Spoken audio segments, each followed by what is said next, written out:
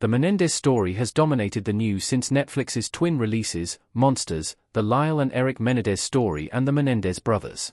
The latter documentary firmly landed on the view that the siblings' murder of their parents in 1989 was brought about as a result of years of sexual, physical, and mental abuse by Jose Menendez, their father. The Menendez brothers' Netflix documentary further suggested that after an initial mistrial and hung jury, Judge Stanley Weisberg, stung by the failure to reach a verdict, suppressed much of the abuse evidence at the retrial, directly leading to the boys' murder conviction.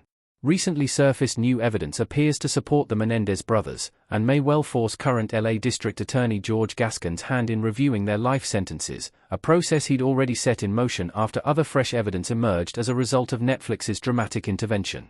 The first involved new revelations by Roy Rosello, a former member of the boy band Menudo, and the second was a recently discovered letter from 18-year-old Eric to his cousin Andy Cano in December 1988 in which he related his father's abuse.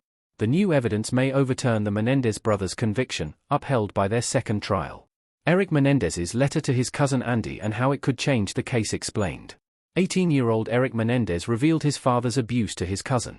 Eric's handwritten note to his cousin, as reported by the New York Post, speaks of his fear of his father. "I've been trying to avoid Dad. It's still happening daily, but it's worse for me now. Every night I stay up thinking he might come in." No explanation has been offered for the 30-year absence of the note, which would almost certainly have materially affected the 1993 hung verdict, and might have impacted Judge Weisberg's stubborn resistance to the abuse defense in the retrial a year later. The letter was filed last year in LA Superior Court but has only been released to the public by the DA's office this week. It prompted a press conference in which some Menendez family members and friends issued a public plea for Eric and Lyle's immediate release, arguing that had Eric's letter been available to either of their trials, their charge would have been reduced to manslaughter, for which they'd have served no more than 15 years. Netflix's Menendez brothers documentary leaves out the Menudo abuse accusation. Boy band member Roy Rosello has accused Jose Menendez of sexual assault. Menudo poses for news cameras in Menendez plus Menudo.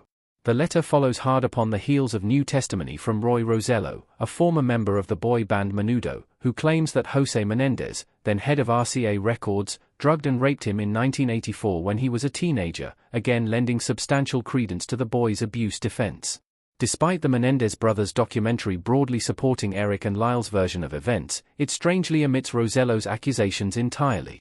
The claims were enough to prompt a TikTok Free the Menendez campaign which, in turn, persuaded LA DA George Gascon to reconsider the case. Meanwhile, the still incarcerated brothers have continued to plead their case, asking for resentencing or a new trial. Prosecutors continue to argue that the brothers meticulously planned their parents' murder and that it was motivated by greed for their inheritance, which Jose had threatened to deny them. It should be noted that not all Menendez family members have joined the clamor for their early release.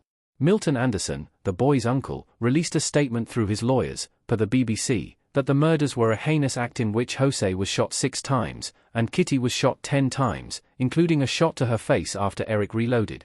What the new evidence means for the Menendez brothers' upcoming trial hearing.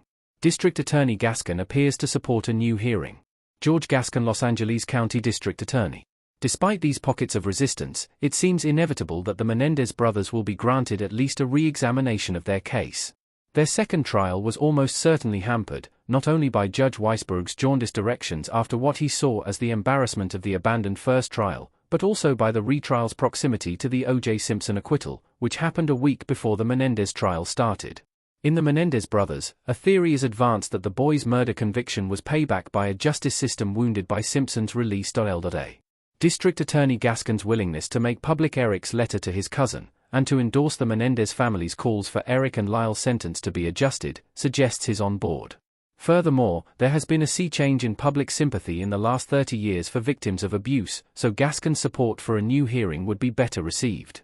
A new manslaughter charge, rather than the first-degree murder conviction that saw the siblings sentenced to 30 years without parole, would, of course, see them walk out of prison immediately, a potentially fitting conclusion after the Menendez brothers.